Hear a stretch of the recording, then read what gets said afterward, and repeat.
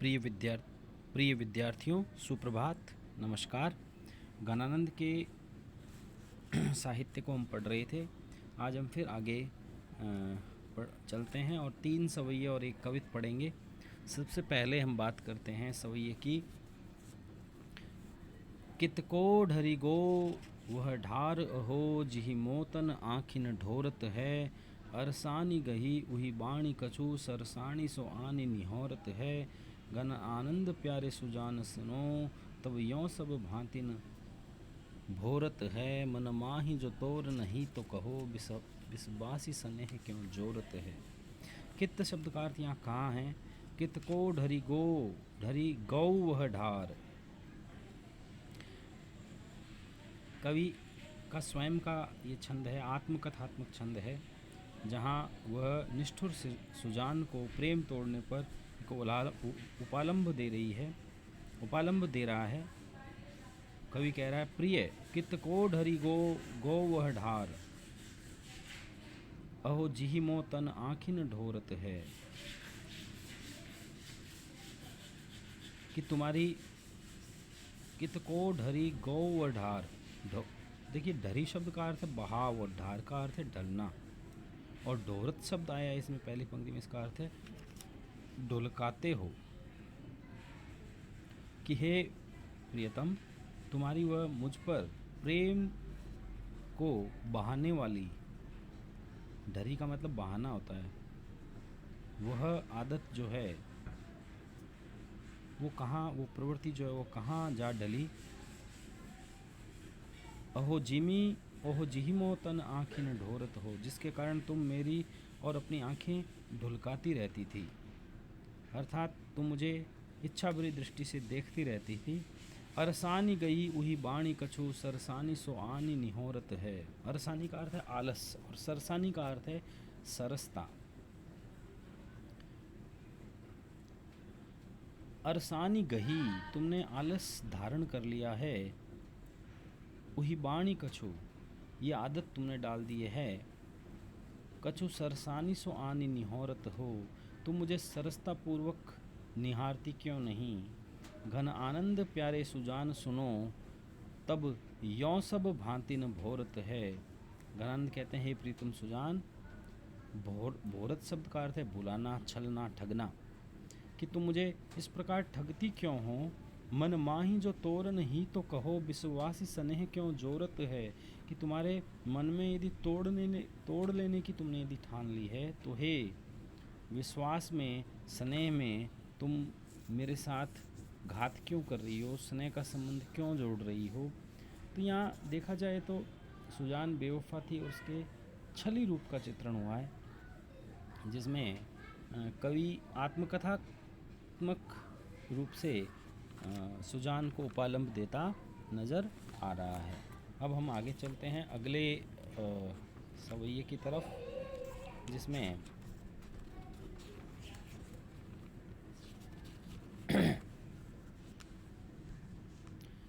इत बांट परी सुधि रावरे भूलनी, कैसे उरानो दीजिए जो।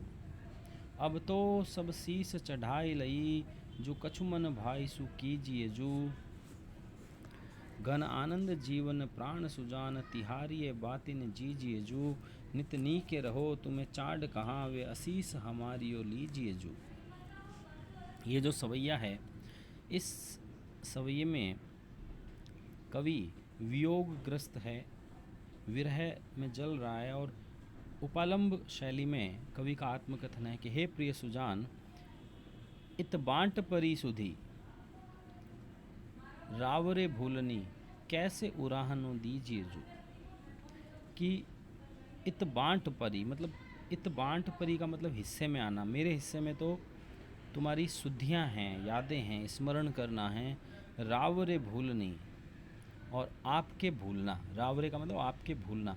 कैसे उड़ानो दीजिए जो, बताओ मैं तुम्हें कैसे उलाना दे दूँ, उपालम दे दूँ, क्योंकि मेरे भाग्य में तुम्हें याद करना और तुम्हारे भाग्य में मुझे भूल जाना लिखा है। अब तो सब शीस चढ़ाई लई,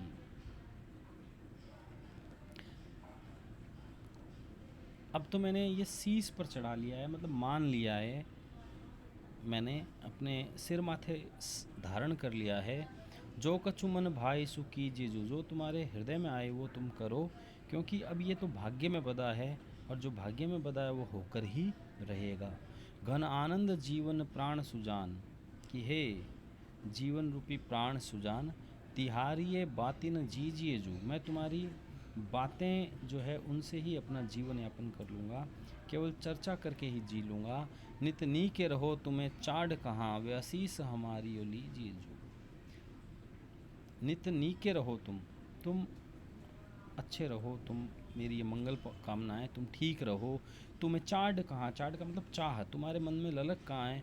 वे असीस हमारे लीजिए जो, कि तुम मेरे आशीर्वाद को स्वीकार करो, मेरे आशीर्वाद को ले पाओ, इतनी तुम्हारे में चाह कहाँ है, इतनी तुम्हारे में इच्छा कहाँ है। अगला जो कविता है,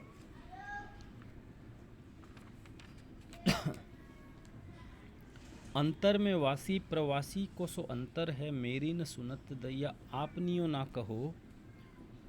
लोचनी तारे हुए सुझाओ सब सूझो नहीं, बुझी न परत ऐसी सोचनी कहा दहो। हो तो जान राय जाने जाहु न अजान आते, आनंद घन छाए छाए उधरे रहो। मूर्ति मया की हाहा सूरति दिखेई ने को, हमें खोए या विधि हो कौन धो लहा लहो। ये जो कवित है, इस कवित की पहली पंक्ति हम देखते हैं, अंतर में वासी पे प्रवासी को सो अंतर है, मेरी न सुनत दैया आपनी ये ना कहो। यहाँ वियोग में उपालंब दिया गया है प्रीतम के प्रति कि हे प्रिय सुजान, अंतर में वासी, अंतर का मतलब है हृदय, हृदय में आप बसे हुए हो। प्रवासी को सो अंतर है, फिर भी तुम्हारे और मेरे बीच में जैसे कोई दूर गया हो वैसा अंतर है। मेरी न सुनत दैया आपनी ना कहो, ना तो आप मेरी बात सुनते हो, ना आपनी यानी अपनी कहते हो। लोचननी तारे है, तारे हुए सुझाओ सब सूझो नाही, बूझी न परती ऐसी सोचनी कहा दहो। कि मैंने अपनी आँखों की पुतलियों की सहायता से आपको दिखाने का, सुझाने का बहुत प्रयास किया है, लेकिन आप दिखाई नहीं दिए, आपको समझ नहीं आया। बूझी न पड़ती, बूझी न पड़ती अर्थात आप ये जान नहीं पा रहे हो, ऐसी सोच नहीं कहा दहो। अब आपका जो ये एकांगी सोच है, एक तरफा जो सोच है, उस ज्वाला में दहो का मतलब क्यों जल रहे हो तो जान राय जाने जाहु न अजान आते। आप तो जान राय हो मतलब सर्वज्ञ गाता हो, जाने जाहु न अजान आते, फिर भी तुम अज्ञानी बन रहे हो, अपने स्वभाव अनुसार व्यवहार नहीं कर रहे हो। आनंद के घन जाए छाए उधरे रहो, कि हे आनंद घन तुम जाकर उधर छा जाओ। हे आनंद के घन तुम अविज्ञ नहीं हो, तुम आकर मुझ पर अनुग्रह करो, छा जाओ। तुम दूर दूर उधरे का मतलब है दूर क्यों रह रहे हो। मूर्ति मया की हाहा सूरति दिखाई ये नेकू, मूर्ति मया की, मया मतलब दयामय कहा गया है कि तुम अपनी दयामय जो दर्शन हैं वो मुझे दे दो। हाय हाय सूरति दिखे ही नेकू, मुझे तुम्हारे सुंदर दर्शन करवा दो। हमें खोए या विधि हो कौन धो लहा लहो। लहा लहो शब्द में ये लाभ की बात है, लहा का मतलब लाभ होता है। ये बताइए हमें खो या विधि हो, कि मुझे खोकर जो है मुझे विस्मृत करके भूल करके आपको कौन सा लाभ मिलेगा, ये भी मुझे बता दीजिए। तो ये जो कवित है इसमें उपालंब दिया गया है। अगला सवैया हम देखते हैं।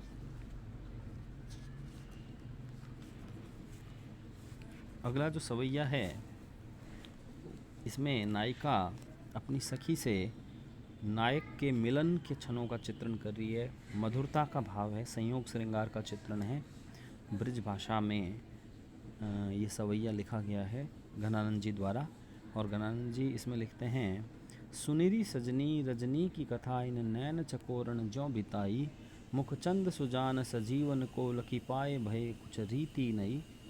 अभिलाषनी आतुरताई घटा तब ही घन आनंद आनी छई। सुबिहातिन जानी परी भ्रमसी कब है विश्वासिनी बीत गई। कि हे सखी, रजनी की कथा इन नैन चकोरण ज्यों बिताई, कि मेरी चकोर रूपी आंखों ने उस सुंदर रजनी, सुंदर रात जिसमें मेरा और प्रियतम का मिलन हो रहा था, वो मैंने कैसे बिताई।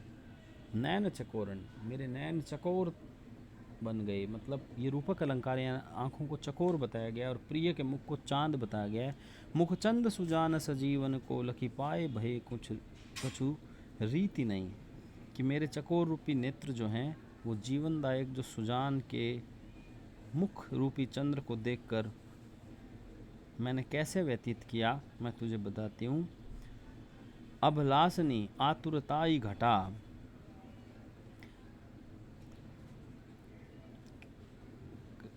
अभिलाषन आतुरताई घटा तब ही घन आनंद आनी चाहिए, कि जैसे ही मेरे चकोर रूपी नेत्रों ने उनके मुख रूपी चंद्रमा को देखा, त्यों ही विभिन्न प्रकार की अभिलाषाओं की, आतुरताओं की जो घटा है आकर छा गई।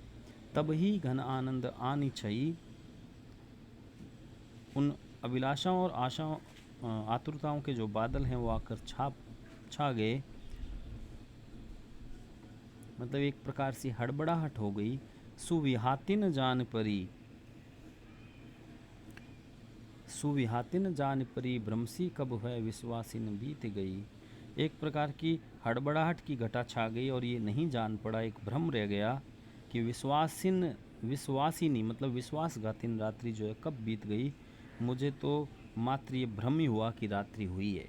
देखिए यहाँ पर देखें, जब संयोग में वियोग का वर्णन है, संयोग का समय जल्दी जल्दी बीतता है और उसके जाने का पता ही नहीं चलता, इस बात का वर्णन यहाँ घनानंद ने किया है। सवैया छंद है, ब्रज भाषा का सुंदर प्रयोग यहाँ घनानंद जी ने किया है।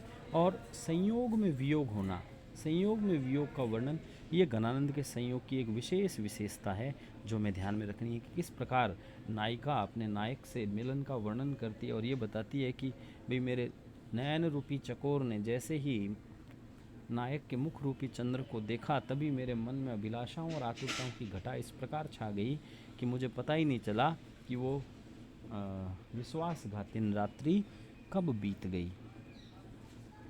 तो इस प्रकार से इसमें रूपक अलंकार का और परंपरित रूपक का सुंदर प्रयोग हुआ है। जब एक रूपक का कारण दूसरा रूपक हो तो उसे परंपरित रूपक कहते हैं। यहाँ आँखों को चकोर बताया गया है तो मुख को चांद बताया गया है, तो इसे परंपरित रूपक कहते हैं। शुक्रिया, धन्यवाद। आप जो हैं इन 3 सवैया और 1 कवित की सप्रसंग व्याख्या लिखकर मुझे व्हाट्सएप के माध्यम से प्रेषित करेंगे। धन्यवाद।